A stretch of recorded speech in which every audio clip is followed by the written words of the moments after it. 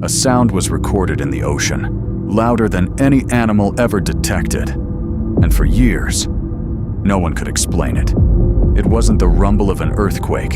It wasn't the hum of a passing ship. Not a whale, not a submarine, not anything we could identify. And the sound you think you know, the one you've heard on the internet, that's not the real one. It came from the deep, traveled over 5,000 kilometers through open ocean, and was picked up by 2 separate listening stations at the same time, and no one knew what made it. This wasn't just a strange underwater mystery. It was a gap in our understanding of the ocean itself, a signal from a place we cannot reach, a place where light doesn't exist, where pressure crushes steel, where the ocean becomes something else entirely. In 1997, scientists were listening, using a hidden underwater network originally built during the Cold War. It was designed to detect submarines across entire oceans. But one day, it picked up something it couldn't recognize, an ultra-low frequency signal, so deep that human ears couldn't even hear it in real time. When researchers sped up the recording to make it audible, it sounded like this.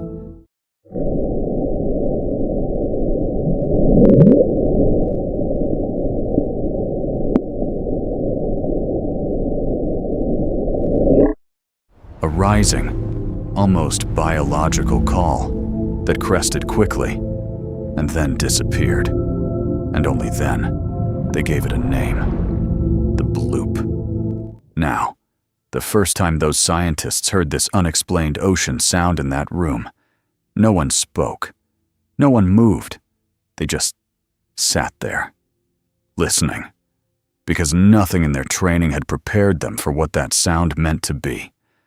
Remember what we said at the beginning? That the sound you've heard online is not the real one? Here's what that means. The bloop sound most people know, the one that sounds like some massive deep-sea creature, is only a half-truth. The original signal wasn't like that at all. It was ultra-low frequency, stretched out over nearly an hour, a deep, continuous vibration, less like a creature, and more like the Earth itself exhaling. The ocean isn't silent. It carries sound farther than anywhere else on Earth. Whales communicate across entire ocean basins. Volcanoes rumble along the ocean floor. Submarines send sonar pings through the dark. And deep below the surface, there's a natural sound channel, a layer where pressure, temperature, and salinity combine to trap sound and carry it for thousands of kilometers without losing much energy. The US Navy built an entire listening system inside this layer, hydrophones placed across the deep sea floor, designed to listen. After the Cold War ended, scientists gained access, and that's when this unexplained ocean sound was recorded. What made the bloop different wasn't just the sound itself, it was the power behind it. This underwater mystery was louder than any biological sound ever recorded. Loud enough to travel across thousands of kilometers of open ocean. When scientists triangulated its origin, it pointed to a remote part of the South Pacific, roughly 2,000 kilometers off the western coast of Chile, one of the least explored regions on Earth. And no one knew what was down there. For years, there was no explanation. No whale matched it. No volcanic activity matched it. No known submarine signature matched it. This wasn't just a sound, it was a mystery. And that's when the theories started. The internet filled in the silence. Some said it was a sea monster, something larger than anything ever recorded. Others claimed it was the return of Megalodon. Some even linked it to Cthulhu, a fictional creature, written decades before the signal was ever recorded, a hidden entity, waiting in the deep. If something alive had made that sound, it would have to be enormous.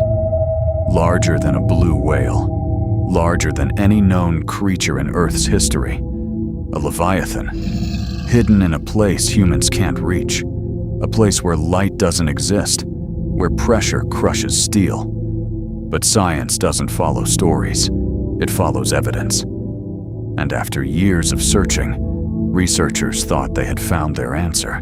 It seemed clear, it seemed final. But there was one problem. The more closely they looked, the less certain everything became. Because what science actually found was somehow stranger than the stories. After 2005, new hydrophone arrays were deployed closer to Antarctica, not thousands of kilometers away, but near the source itself. And that's when everything changed. The same type of sound was detected again, and again, and again. But this time, each signal matched a visible event. Massive sections of Antarctic ice shelves, cracking, splitting apart, collapsing into the ocean. It wasn't a creature. It was Antarctica itself, breaking apart. Enormous ice structures, some the size of cities, snapping under pressure, releasing massive amounts of energy into the ocean, creating acoustic waves powerful enough to travel across entire ocean basins. The bloop wasn't alive, but it wasn't small either. It was a natural event, on a scale most people can't even imagine. A single icequake produced enough energy to be detected on the other side of the planet. The ocean is not quiet. It's a massive, planet-scale acoustic system. Still active, still changing, still producing sounds we don't fully understand. But here's the part that was never fully settled. The 1997 bloop, the original signal, came from a location where no major ice event was recorded. Not before, not after. Scientists called it ice. Most accepted it. But that one detail was never explained. And ice wasn't done. Because if a single fracture in Antarctic ice could travel 5,000 kilometers through open ocean, what else had it been sending? What else had those hydrophones been catching that no one could name? 2 years after the bloop. Same ocean, same listening systems. Something was recorded again. Not identical, not explainable the same way. Scientists heard it, and this time, even the ice theory didn't fully fit. They called it Julia.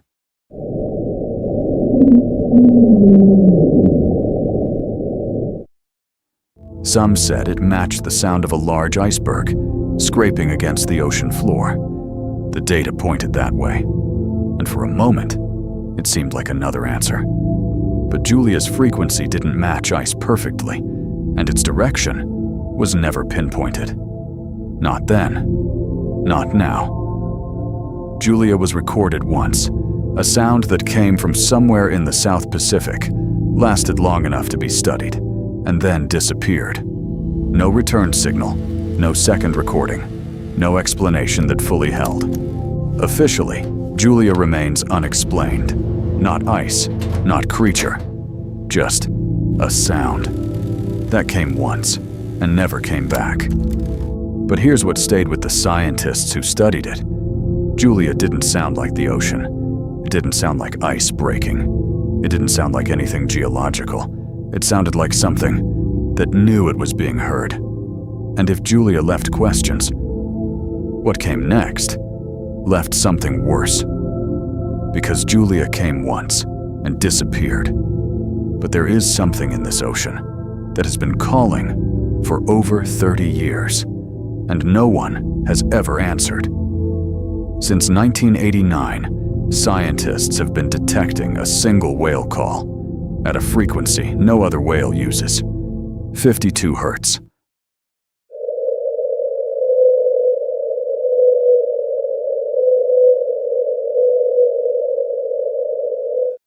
Higher than any known species, lower than any human voice. No pod, no response. Just one signal, repeating year after year. Research vessels have searched for it. Hydrophone arrays across the Pacific have tracked it. Scientists have been listening for decades. And in over 30 years, no one has ever seen it. Not once. We don't know what it is. We don't know why it calls at a frequency no other creature can hear. We don't know if it's alone by choice or alone, because nothing in this ocean can hear it back. A living thing, somewhere in the dark, calling into an ocean that cannot answer. If this unsettled you, the ocean has more stories like this. You know what to do. The bloop may have been explained, but the ocean hasn't. And that's the real story, because somewhere, right now, in the dark, under crushing pressure, something is making a sound we haven't heard yet, and we didn't go looking for it. It found us first.